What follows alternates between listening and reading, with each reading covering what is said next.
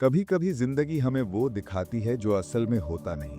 और यही कहानी है अक्षित की। पटियाला का एक आम लड़का जिसकी जिंदगी अचानक इतनी बदल गई कि वो खुद भी समझ नहीं पाया ये सपना है या जाल। पटियाला 2015। अक्षित एक मिडिल क्लास लड़का, सुबह दफ्तर, शाम को थका हारा लौटता और बीच में हजारों ख्वाहिशें। उसके पास सब कुछ था सिवाय उस एक चीज के जिसे हम सब ढूंढते हैं, किस्मत।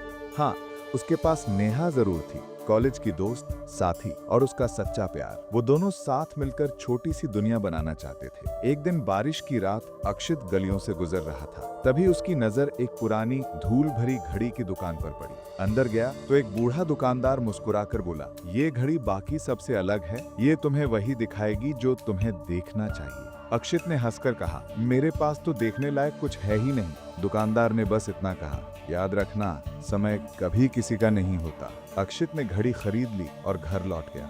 अगली सुबह उसकी दुनिया बदल चुकी थी। उसके बैंक अकाउंट में करोड़ों रुपए, फोन पर अनजाने नंबर से message, welcome to your new life.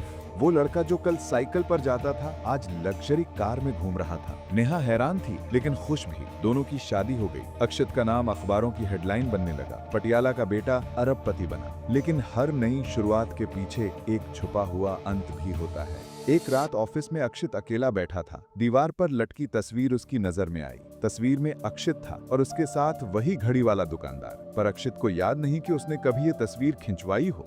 डर और शक के साथ वो उसी दुकान की तरफ भागा, लेकिन दुकान वहां थी ही नहीं, जैसे कभी अस्तित्व में ही नहीं थी। यहीं से सब बिगड़ने लगा। इनकम टैक्स, पुलिस और दर्जनों केस। अकाउंट में आए पैसे अवैध निकले। दोस्त, रिश्तेदार सब दूर हो गए और एक दिन अक्षित जेल में था। नेहा टूट चुकी थी, लेकिन उसी रात उसके घर एक पैकेट पहुंचा। अंदर वही घड़ी और एक चिट्ठी। नेहा ने पढ़ा, ये खेल तुम्हारा नहीं था। लेकिन सबसे अजीब बात ये थी कि ये चिट्ठी नेहा की ही हैंडराइटिंग में लिखी हुई थी। नेहा को खुद समझ नहीं आया ये कैसे हो सकता है। जेल में अक्षित अचानक बेहोश हो गया। जब आंख खुली तो उसने खुद को पटियाला की उन्हीं गलियों में पाया। 2015 की वही रात, लेकिन कुछ अलग था। उसके सामने खड़ी नेहा उसे पहचान ही नहीं रही थी। अक्षित ने कहा, नेहा, मैं हूँ अक्षित। लेकिन वो बोली, माफ कीजिए, मैं आपको जानती नहीं। अक्षित की दुनिया जैसे बिखर गई। वो घड़ी उसके हाथ में थी और उसकी सुइयां उल्टी दिशा में घूम रही थीं। अब अक्षित ने जाना, ये घड़ी सिर्फ वक्त नहीं, ये अलग अलग जिंदगी का दरवाजा खुलती है। हर टाइमलाइन में उसका एक नया रूप।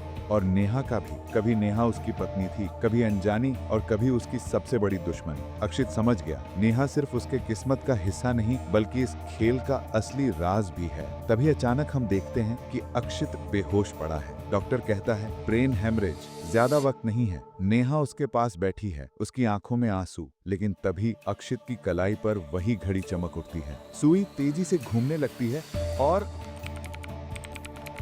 क्या अक्षित सचमुच मर गया? क्या वो अब भी किसी और टाइमलाइन में जिंदा है? और सबसे बड़ा सवाल, नेहा क्या वो इस खेल की शिकार थी या फिर असली मास्टरमाइंड वो ही थी?